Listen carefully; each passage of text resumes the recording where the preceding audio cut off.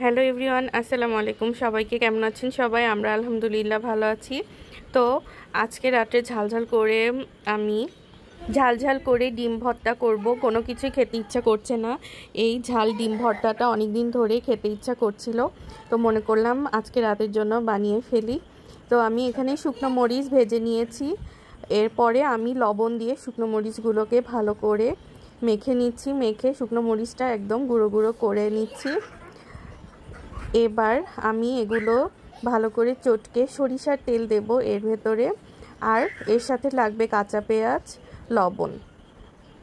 এই ভর্তাটা যদি আমি পাথরের শিলপাটায় ঘষে নিয়ে করতে পারতাম তাহলে স্বাদটা আরও বেশি দ্বিগুণ হতো, কিন্তু আজকে ভালো লাগছে না শরীরটা, ওই জন্য আর কি হাতে মেখে ভর্তাটা করব। আমি সাধারণত যে কোনো ভর্তা শিলপাটায় বেটে খেতে ভালোবাসি। আমার ওই পাটা মোছা ভাত আর পাটায় করা ভর্তা খুবই ভালো লাগে, একদম অমৃত। আমি কাঁচা পেঁয়াজ কুচি দিয়ে ভালোভাবে আমি চটকে নিচ্ছি। এরপরে সব কিছু ভালোভাবে আমি মাখিয়ে নিব।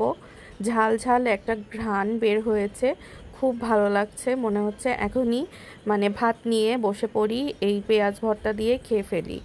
কিন্তু আজকে শুধু পেঁয়াজ ভর্তা না, ডিম ভর্তা করব। এই ভর্তা বানানো একেবারেই সহজ, সময়ও অনেক কম লাগে। স্বাদের দিক থেকে কিন্তু গরম ভাতের সাথে শুকনো মরিচ আর এই ডিম ভর্তার জুড়ি মেলা দুষ্কর।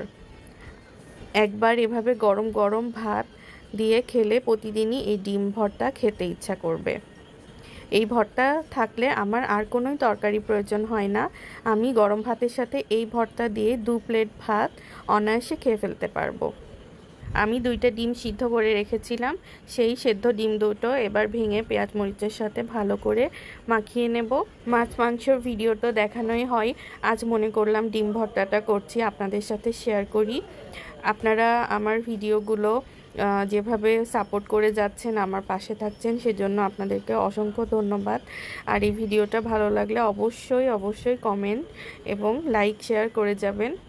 তো এই তো প্রায় ভর্তাটা মাখানো হয়ে গিয়েছে। আমার কাছে মনে হচ্ছিল ঝালটা একটু কম হয়েছে, এই জন্য আমি আরও 2টা মরিচ নিয়ে আমি এতে দিয়ে দিচ্ছি। আজকে বেশি করে ঝাল দিয়ে ভর্তাটা খেতে ইচ্ছা করছে, এই কারণে। সেদ্ধ ডিম আগে আমি খেতে চাইতাম না, কিন্তু এভাবে ভর্তা করার পর থেকে আমি এমনিতেও সেদ্ধ ডিম করলে এভাবে ভর্তা করে এমনি খাই, ভাত ছাড়াও আমার খেতে ভালো লাগে। তো আজ এখানেই শেষ করছি। সবাই অনেক ভালো থাকবেন, সুস্থ থাকবেন। আবারও আপনাদের সাথে দেখা হবে নতুন কোনো ভিডিওতে।